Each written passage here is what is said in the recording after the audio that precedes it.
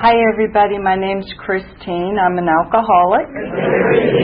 My sobriety date is April the 12th, 2023. And I can't tell you how grateful I am to be here. I was invited to come up here and tell my story. One, it never occurred to me that anybody would ever actually ask me. So, I was kind of surprised when I was asked. So thank you. Thank you for being here for me today, and all of my friends who showed up to support me in this. I wanted to start out just to kind of give you an idea of what my life was like as a kid, so you can get an idea of who I am as a person. And I grew up in a big family. I had 5 brothers and sisters. There were 3 boys, 3 girls. We were like the Brady Bunch, but we were a pack of wild wolves, to be honest with you, unlike the Brady Bunch. My parents were very young when they got married and had my oldest brother, Ronnie. My mom was only 15, and she had all 6 of us kids before she was 24. So we all kind of grew up together, right? And there was a lot of good having my little brother. He's only 1 year younger than me, so I had, a playmate through all of my young years, and that was really awesome. He and I had some really great adventures. And my father, he was military. He was in the Air Force. And some of my first memories are of us being at Patrick Air Force Base down in Florida. That's just south of Cocoa Beach, if anybody is familiar with that area. So we had, growing up on base, kids everywhere. The beach is right across A1A. So life was great. In a lot of ways, life was really great when I was there. But there was also a lot of trauma in that same time. My older siblings were extremely violent. There was a lot of violence in the house. My parents didn't drink. They didn't fight. I've never seen my parents fight. They bicker. But I've never seen my parents fight. My brothers and sisters, on the other hand, they were extremely violent. I saw some things that were pretty disturbing for a young person. And again, you have to remember my oldest brother, he's 9 years older than me, so I was very young. And during that time, I started school, and that was really traumatic for me because I couldn't read. And I would come home from school just traumatized. I hated it. I didn't know what was going on, and it took about a year for them to figure out that I had dyslexia. And so I ended up in special ed classes, which kind of separates you from the group, and everybody, when you're a kid, they can be pretty unkind about that stuff.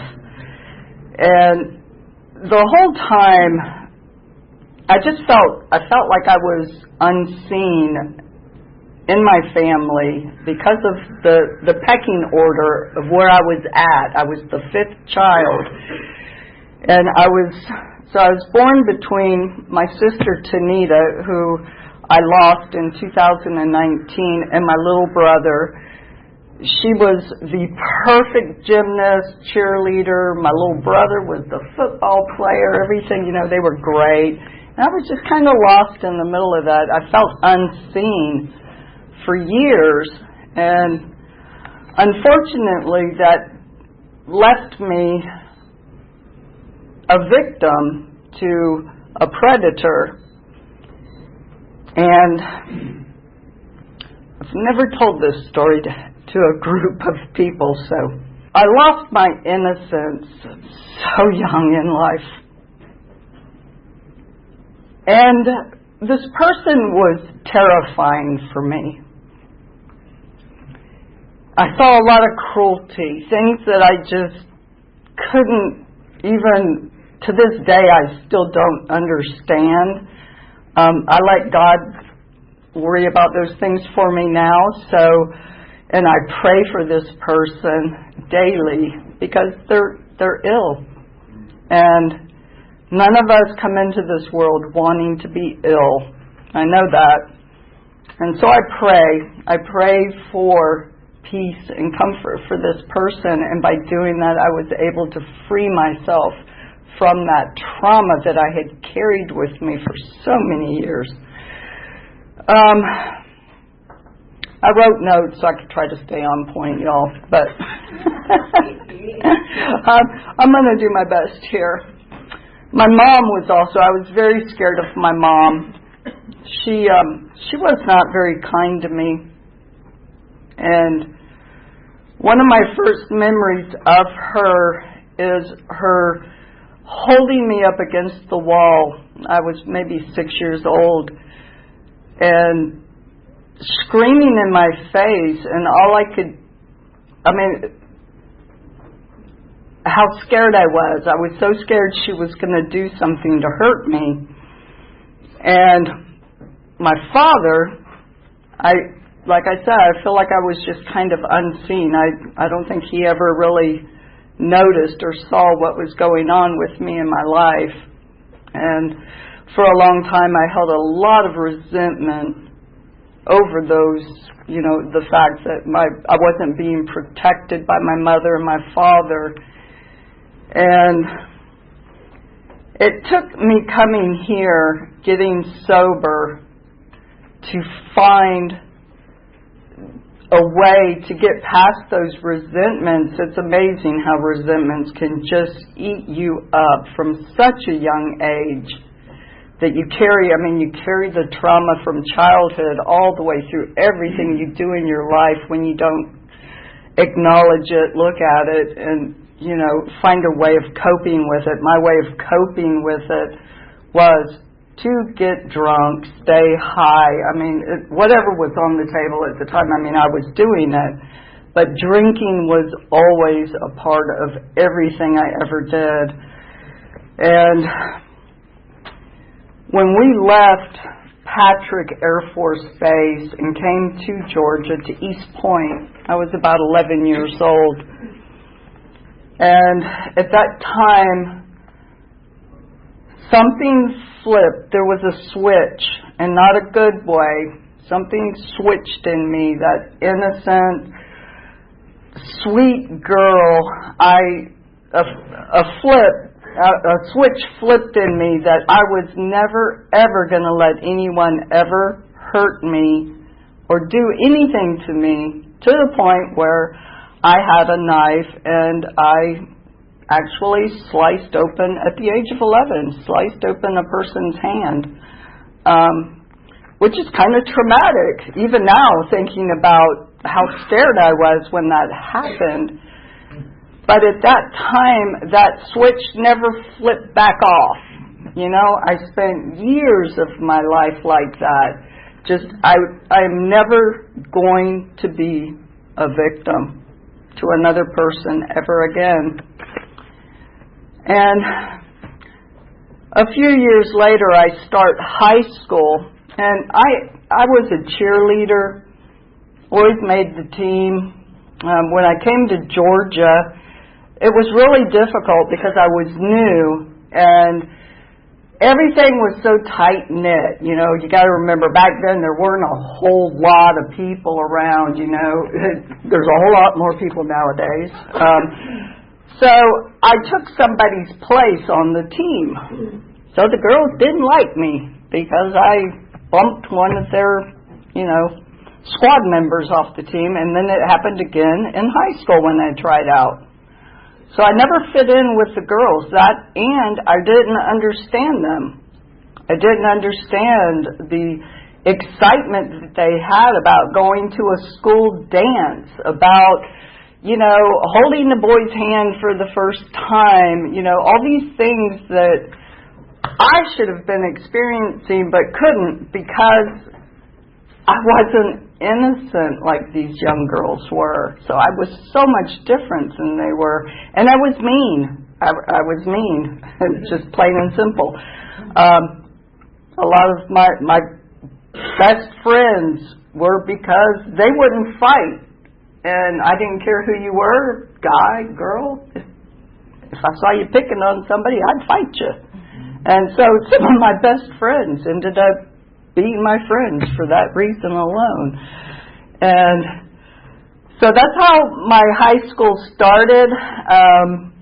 At the age of 14, well, let me back up. At the age of 10 was the first time I ever smoked doobie. Today, y'all call it weed.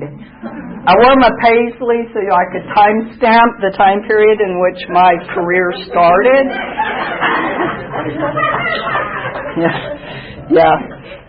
So, back when it was called doobie, I was 10. And a funny story about that, Blue Oyster Cult, for the longest time, I thought they kept saying, don't fear the reefer. Well, come to find out, I mean, I was a grown woman. I found out, no, it's the reaper, Christine. It was like, oh my gosh. I thought they were saying, don't fear the reefer. Okay, so that's enough of the drunken drug-a-log on that. So I'm in high school, and a lot of the people in my life were adults who could get me alcohol, drugs, and whatever I wanted. And, of course, I ended up not being on the cheerleading squad, when I was 14, my second year into high school. I was younger than everyone in my class, too, by the way. That's why I was so young going into the 9th grade. I had started smoking weed a lot.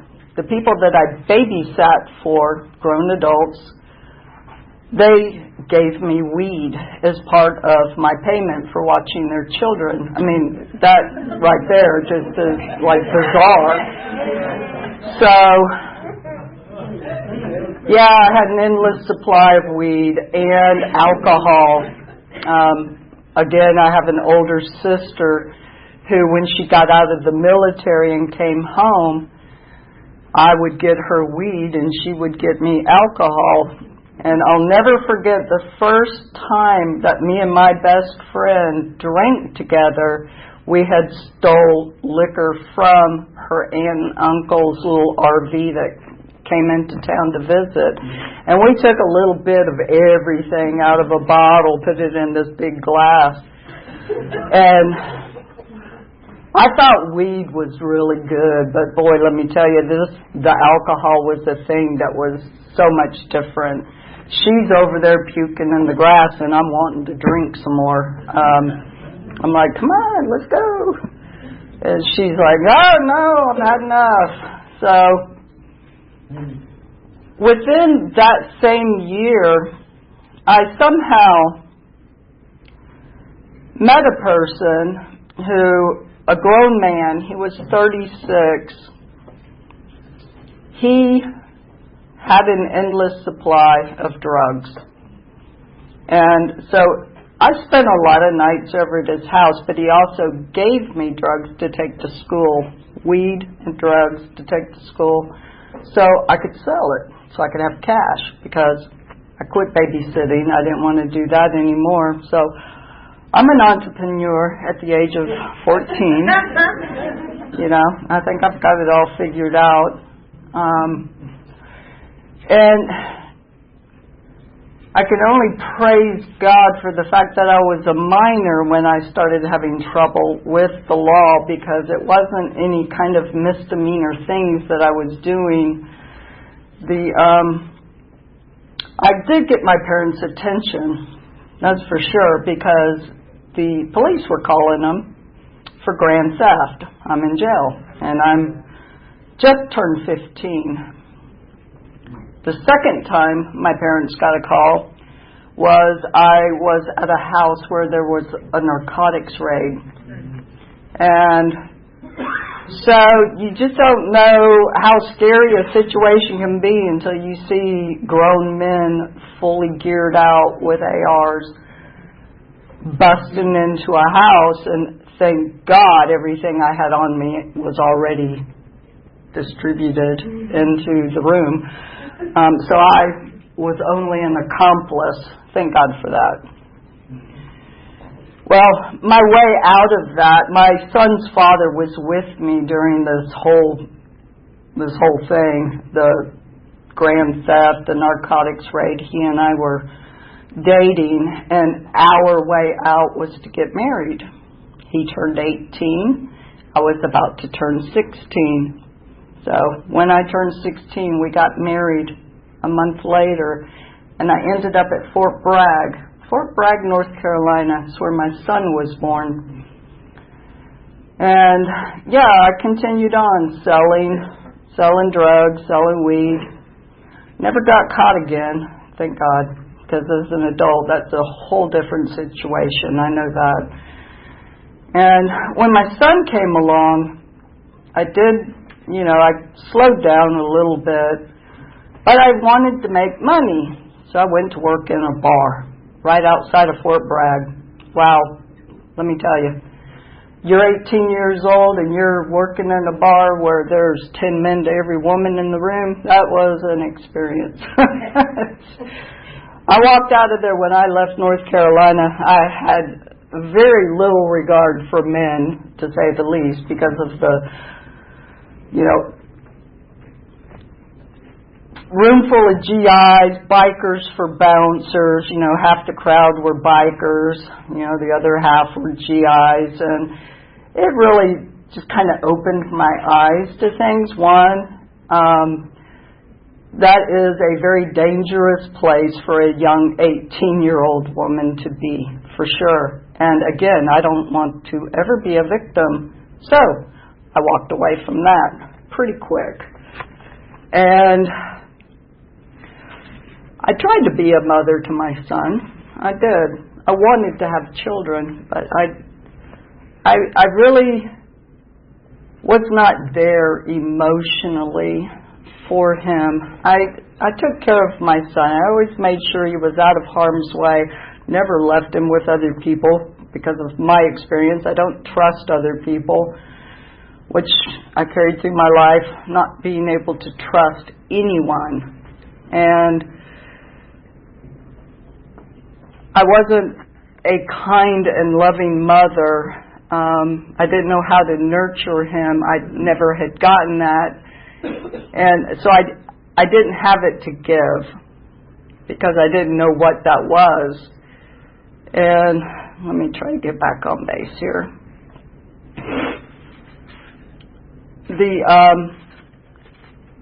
My son's father ended up taking custody of my son when he was 4. And I did a lot of partying for probably about 3-4 more years. It got pretty rough. Really started getting into the drugs and the drinking, but I was keeping it more at home at that time. And then I decided I wanted to fight for custody of my son, and that definitely stopped all of the drugs in my life because I wanted to be a mother to my son, and I did. Unfortunately, I was married for the second time to a person who was not a very kind person to me. It was a verbally and physically abusive relationship, which was really difficult to take because my son's father, God bless him, he was so kind to me, and he was a good man, and I really broke him when I left. I just didn't want to be there anymore. I wanted to go out and party and do what I wanted to do. And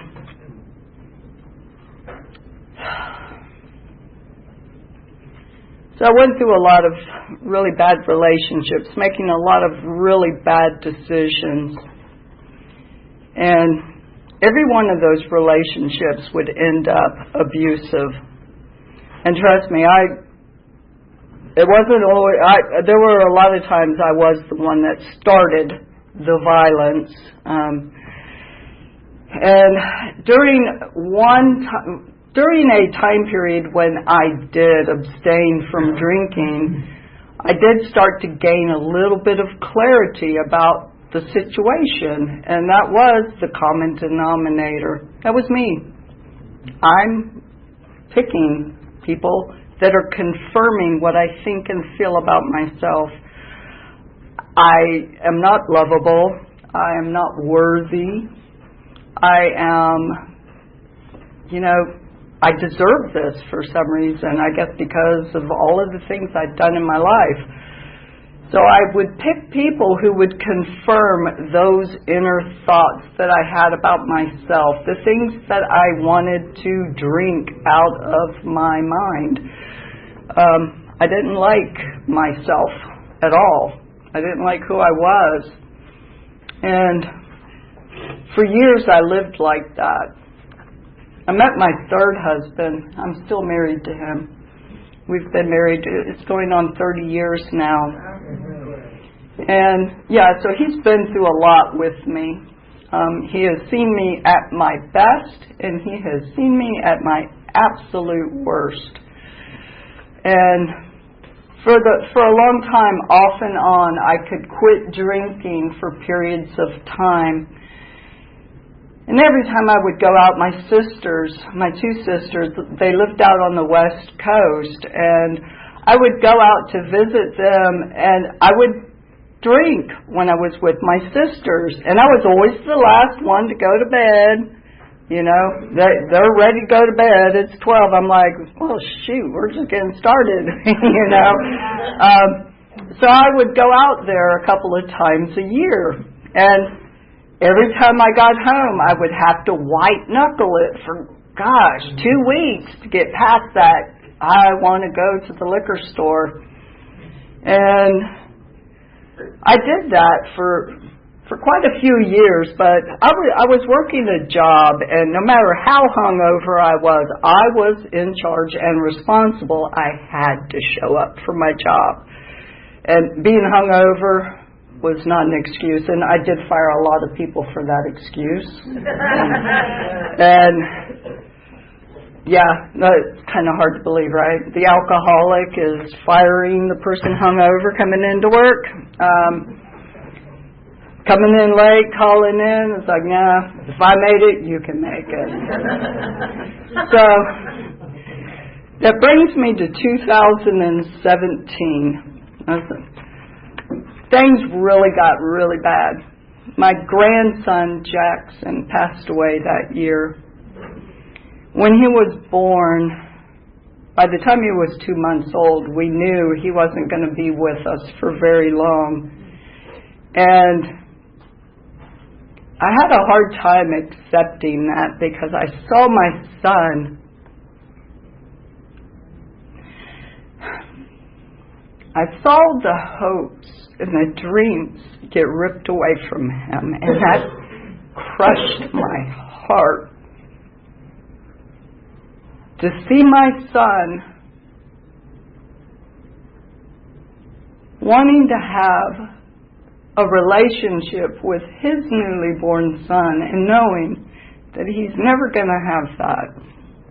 It was really hard.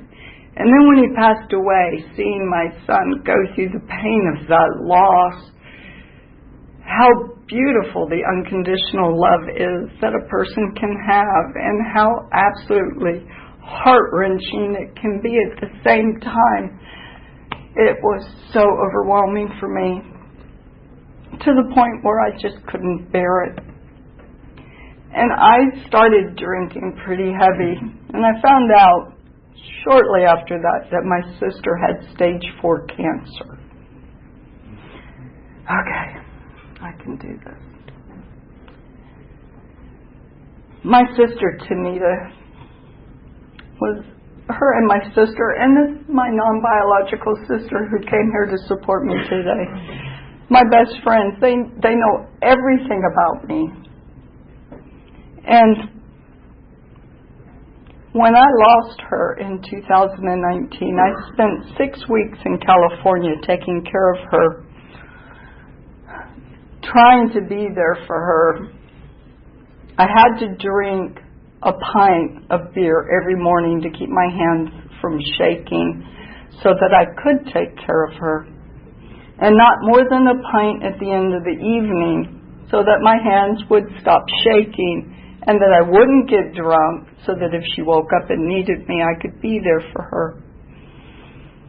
And when she passed away, October 28, 2019, I went off the rail because one of the most important people in my life, who had always been there, she was kind and loving and patient.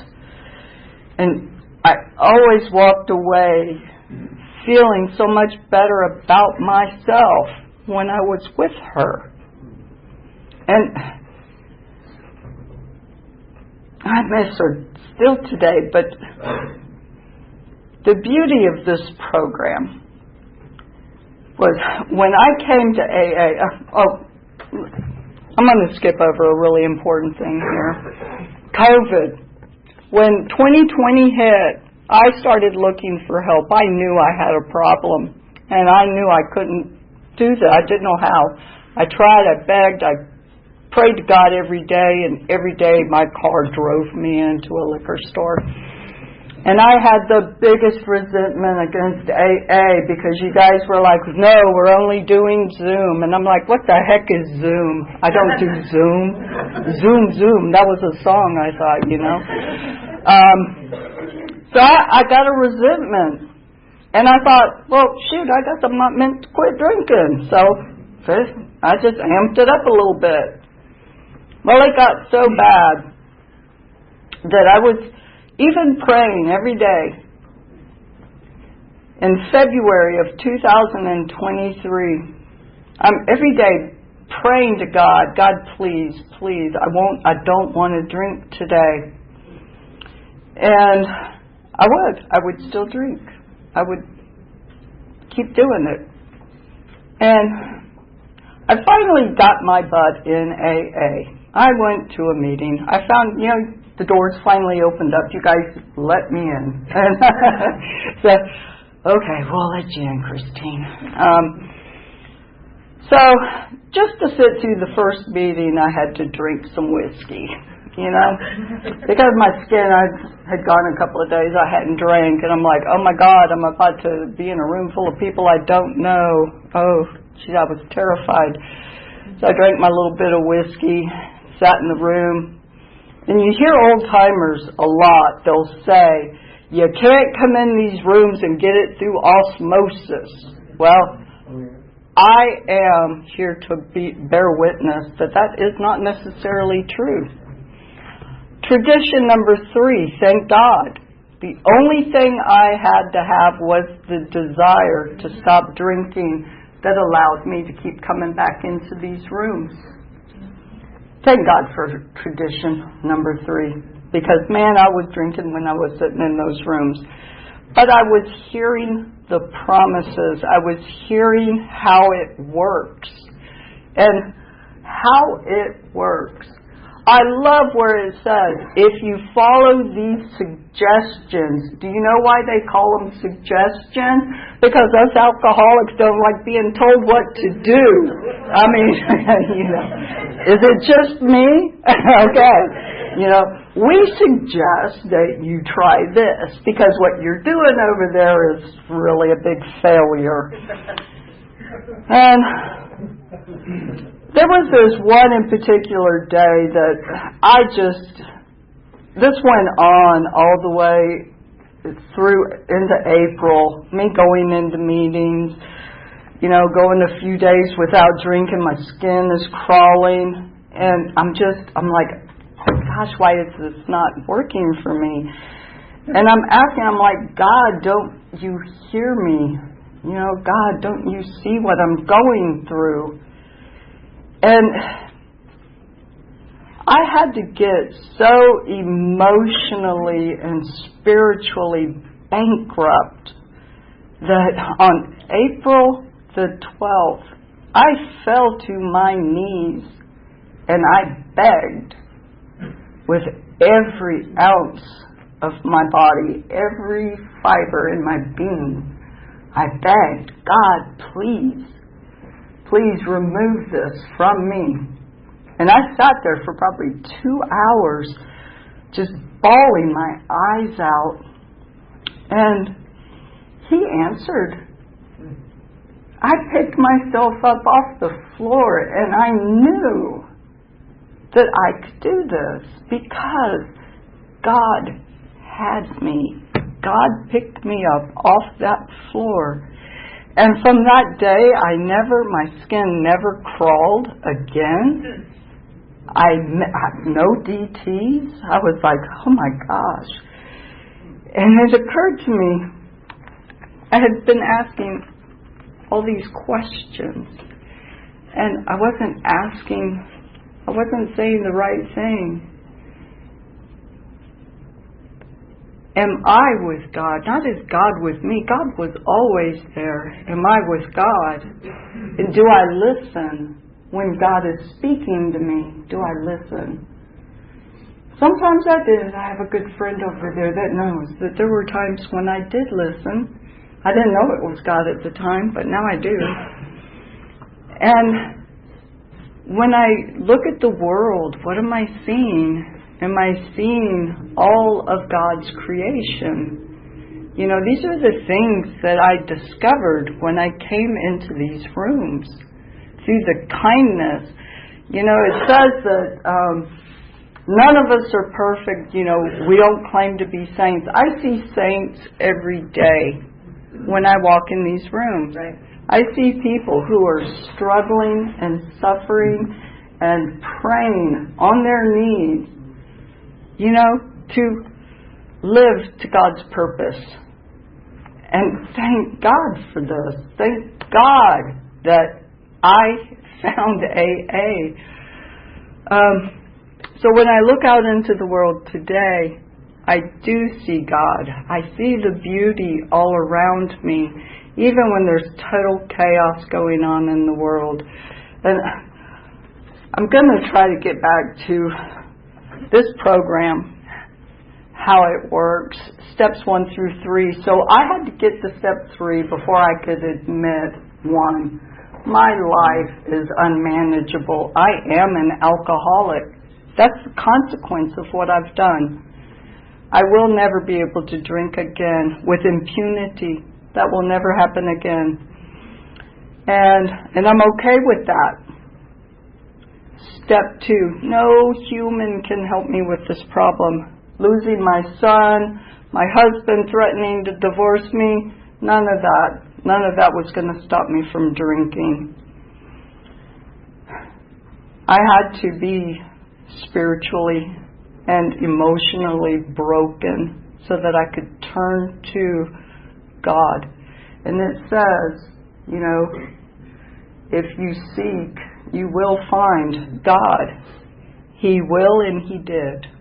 And so steps 1 through 3, and all that stuff in between that gets you to step 10, 11, and 12, the foundation of what keeps us sober, you know, searching for that continuous contact with our higher power. For me, that is God, the creator of creation. Step 11, prayer and meditation. Learning how to do that where I'm not the center of my prayer. It's no longer about me. It's about how can I be of, you know, use? How can I serve? How can I have a purposeful life?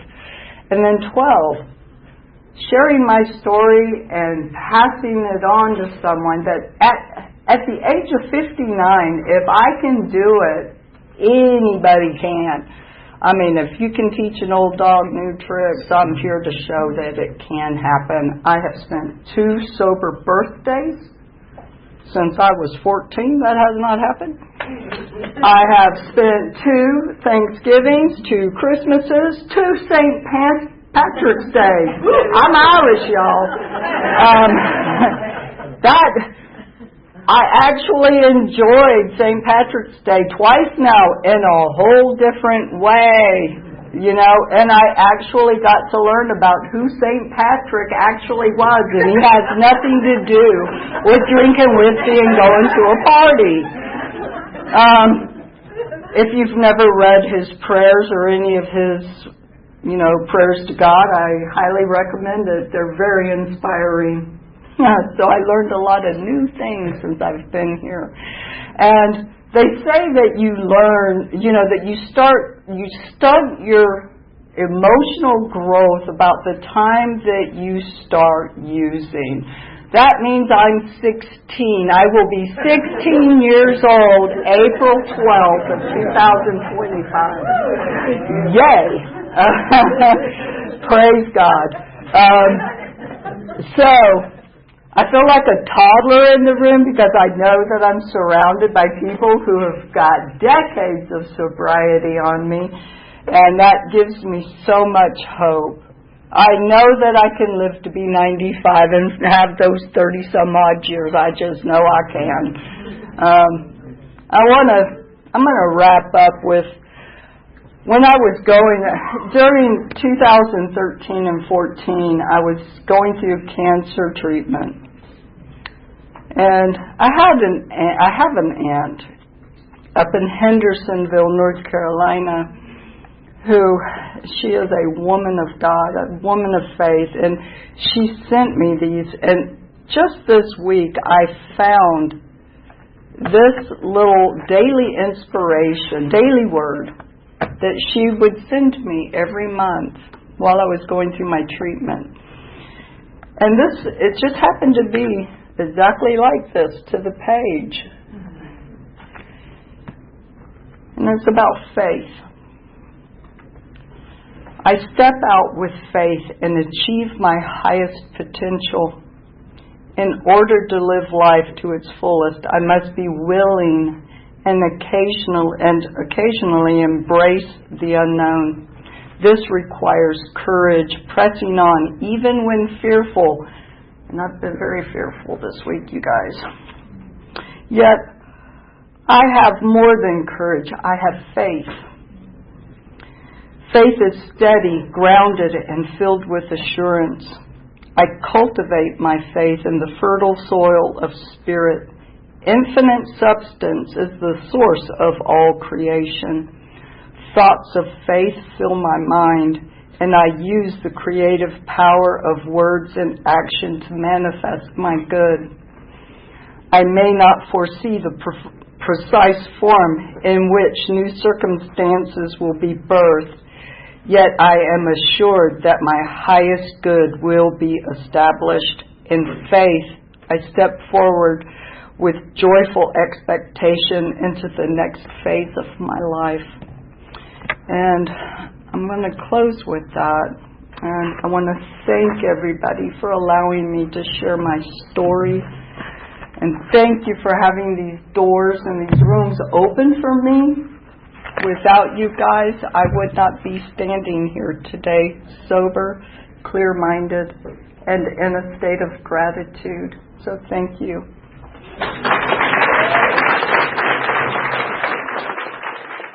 Thank you so much for your story. I was taught from the beginning that people are God with skin on them, and I feel like tonight I definitely heard something from God, so thank you very much.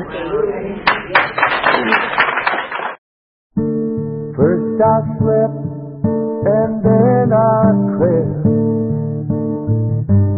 to a hope-filled dream. You rescued me, and finally, waking there I see.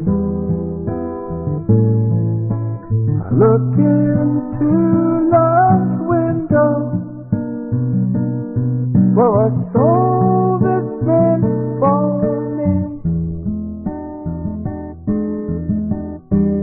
Takes me where the promises are real.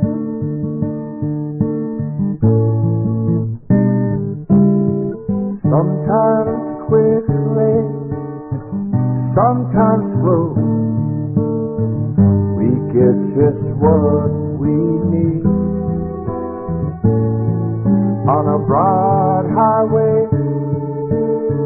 stride for stride, we walk eternally. I look into love's window for a heart that beats for me. Take me where the promises are real.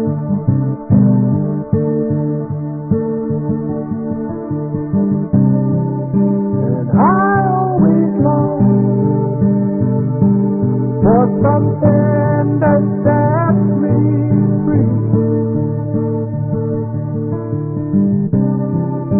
And I'd run to a world in harmony.